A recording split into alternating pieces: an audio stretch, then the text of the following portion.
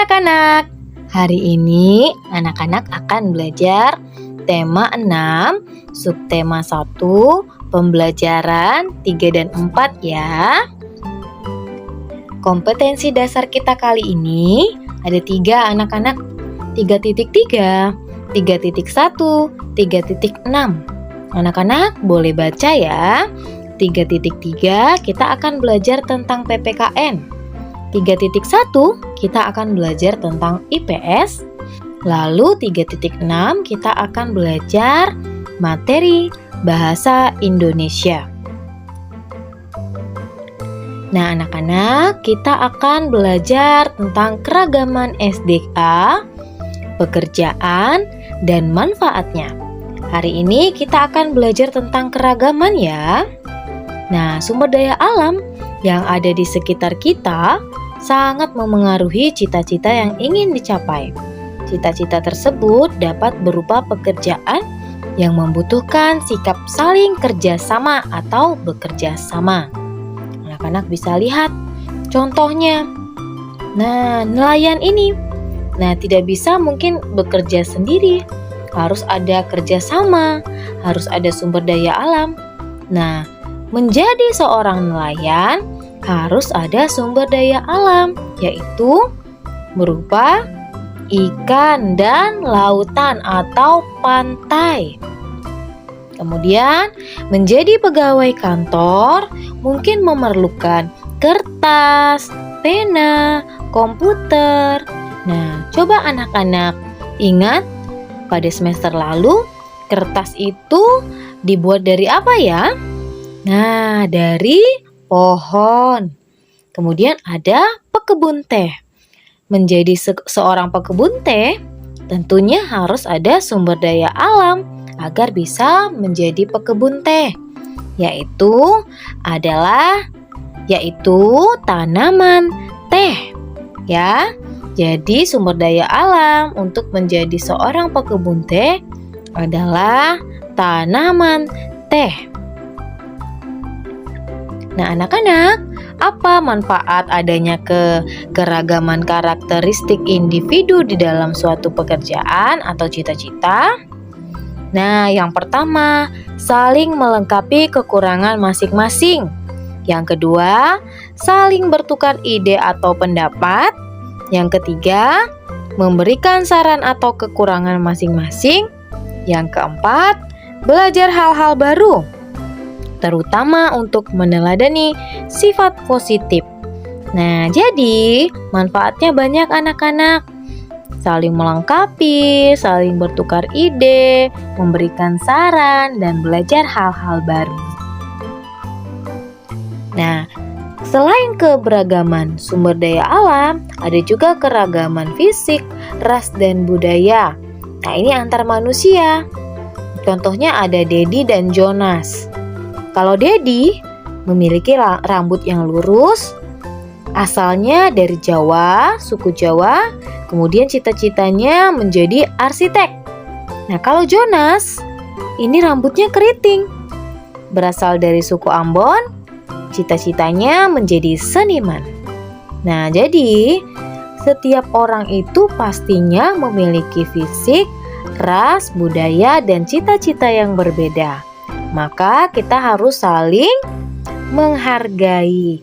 Kalau kita bisa saling menghargai, maka kita dapatkan manfaat, yaitu kita dapat apa tadi sebelumnya? Saling melengkapi, itu ya. Nah, kemudian ada sumber daya alam yang tidak dapat diperbarui. Kita belajar tentang yang tidak dapat diperbarui dulu ya. Nah, contohnya ada emas, kemudian ada belerang, dan grafit.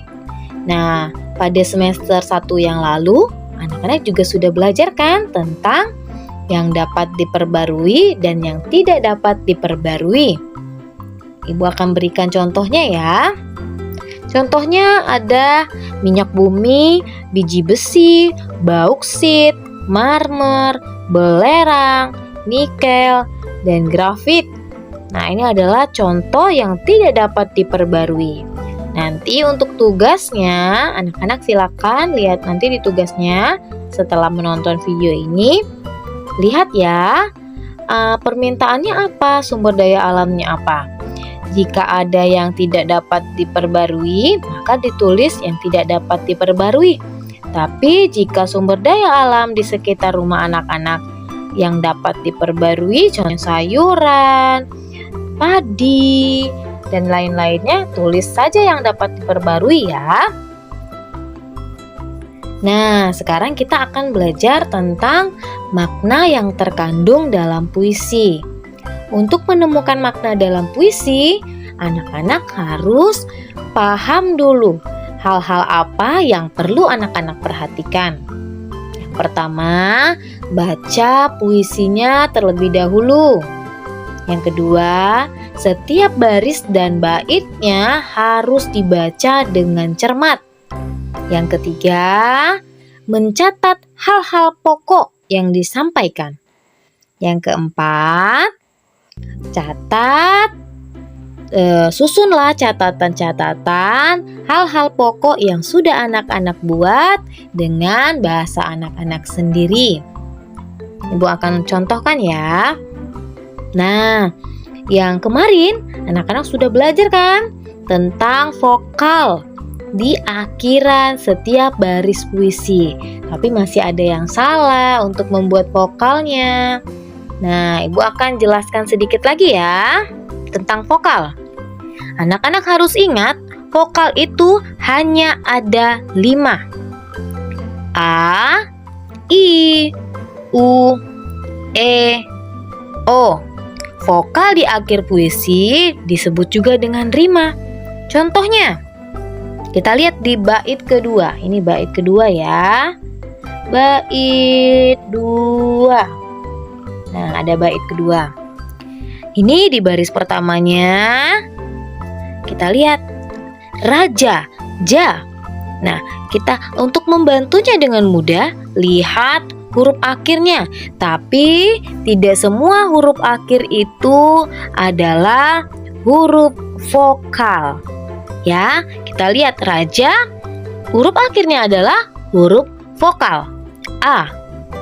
Raja, ja. Jadi vokalnya adalah A. Kita lihat yang baris kedua. Nah, hitam. Apakah huruf vokalnya M? Nah, huruf vokalnya itu bukan M. Disalah. Nah, maka ingat lagi aturannya. Vokal itu hanya ada 5. Kemarin masih ada anak-anak yang salah loh untuk mengisinya. Ingat ya, ada 5. Jadi pilihlah huruf vokal yang paling akhir dari kata-kata hitam. Ada I dan A. Mana yang paling akhir? Iya, A. Jadi huruf vokalnya adalah A. Begitu ya cara mengetahui vokal akhir dari setiap baris puisi. Jangan sampai salah ya anak-anak ya. Baik, nah sekarang kita akan bahas tentang maknanya.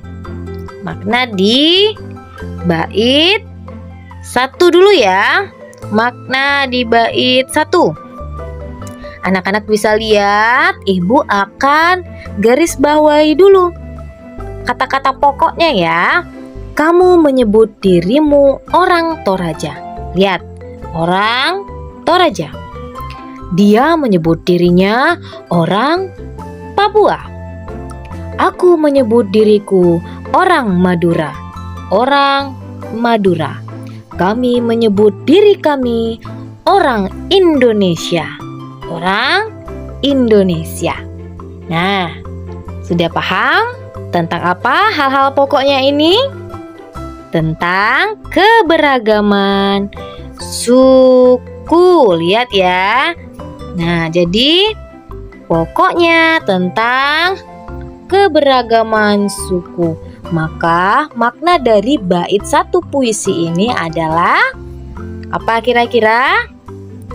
Berbeda-beda tetapi tetap tetap satu. Berbeda tapi tetap satu ya. Itu maknanya.